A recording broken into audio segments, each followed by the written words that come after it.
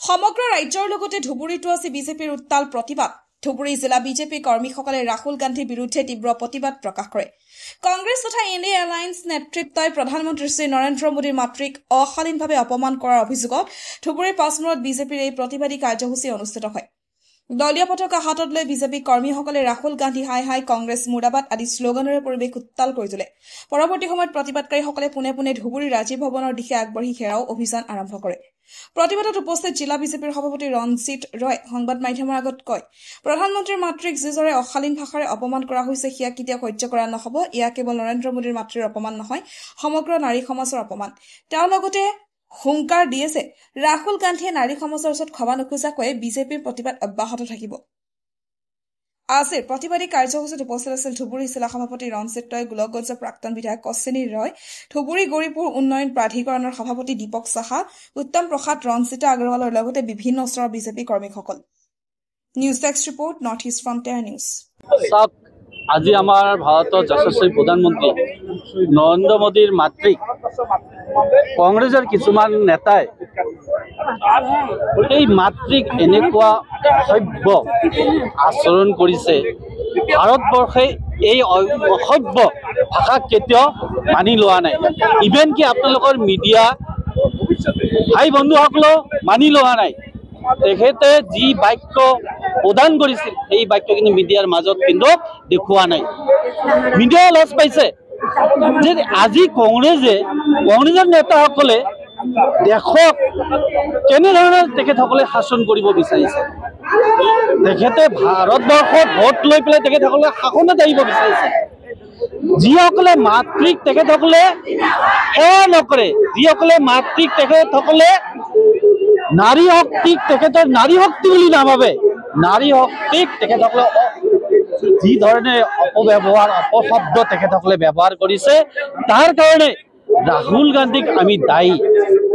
আজি ভাৰতবৰ্ষৰ নাৰীয়ে জাগি উঠিছে যে ভাৰতবৰ্ষৰ নাৰীয়ে যে আজি মাতৃক যেনে ধৰণে তেখেতসকলে অশ্লীল ব্যৱহাৰ কৰিছিল, তাৰ কাৰণে সমগ্ৰ ভাৰতবৰ্ষৰ নাৰীয়ে আজি জাগি উঠিছে। যেতিয়ালৈকে ৰাহুল গান্ধীয়ে মাত নোখোজে তেতিয়ালৈকে ভাৰতবৰ্ষৰ নাৰীসকলে এনেকুৱা প্ৰতিবাদ চলাই থাকিব। আৰু গৌৰৱ গগৈক সকীয়াবলৈ দিছো, আৰু আমাৰ নাৰী শক্তিও গৌৰৱ গগৈ অসমত যেতিয়ালৈকে মাত নিবিচাৰে তেতিয়ালৈকে অসমৰ নাৰী শক্তিয়ে এই প্ৰতিবাদ কৰি থাকিবই।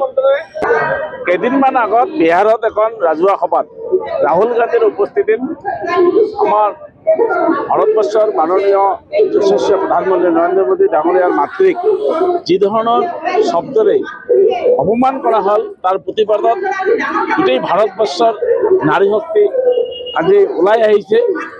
আজি কংগ্ৰেছৰ এই নাৰীক অপমান কৰা কাৰ্যক আমাৰ ধুবুৰী জিলাতো ধুবুৰী সদৰত আজি হাজাৰ হাজাৰ মহিলাই এই আমাৰ মাননীয় প্ৰধানমন্ত্ৰীৰ মাতৃৰ যি অপমান কৰিলে তাৰ প্ৰতিবাদত আমি আজি ইয়াত সমবেত হৈছোঁ। আৰু মই অনুভৱ কৰোঁ যে কংগ্ৰেছৰ এই মাতৃক নিন্দা কৰা এটা পৰম্পৰা আছে। আমি যেনেকৈ ভাৰতীয় সংস্কৃতি ভাৰতীয় দৰ্শনত মাতৃক আমি বন্দনা কৰোঁ, মাতৃক আমি প্ৰত্যেকজন মাতৃক আমি নিজৰ মাতৃ হিচাপে আমাৰ শ্ৰদ্ধা ভক্তি থাকে। আৰু তাৰ বিপৰীতে কংগ্ৰেছে সদায় মাতৃক নিন্দা বাক্যবান কৰি নাৰী শক্তি বা নাৰী জাতিক আঘাত দিয়ে। তাৰ উদাহৰণ অকল আমাৰ প্ৰধানমন্ত্ৰীৰ মাতৃকে নহয়, আজি ৰাষ্ট্ৰপতি দ্ৰৌপদী মুৰ্মু ডাঙৰীয়ানী যেতিয়া ভাৰতবৰ্ষৰ ৰাষ্ট্ৰপতি হিচাপে কাৰ্যভাৰ লয়, তেতিয়া কোনোবা কংগ্ৰেছী নেতাই তেখেতৰ জাতিক লৈ কোৱেশ্যন কৰিছিল। এই কথাবিলাকে আমাক মৰ্মাহত কৰে। আৰু সেই বিষয়টোৰ ওপৰত আমি গোটেই নাৰী সমাজে আজি ওলাই আহিছে। আৰু মই ৰাহুল গান্ধী ডাঙৰীয়াক মই আহ্বান কৰিম যে তেখেতে ক্ষমা খোজক। তেখেতৰো মাতৃ আছে, আমি সকলো মাতৃকে আমি মাতৃসমূহ জ্ঞান কৰোঁ। গতিকে তেখেতৰ নিচিনা এজন নেতা উপস্থিত থাকি কংগ্ৰেছৰ কোনো সাধাৰণ বা কংগ্ৰেছৰ কোনো নেতাই এই ধৰণৰ মন্তব্যৰ কাৰ্যক আমি ধিক্ষাৰ দিছোঁ।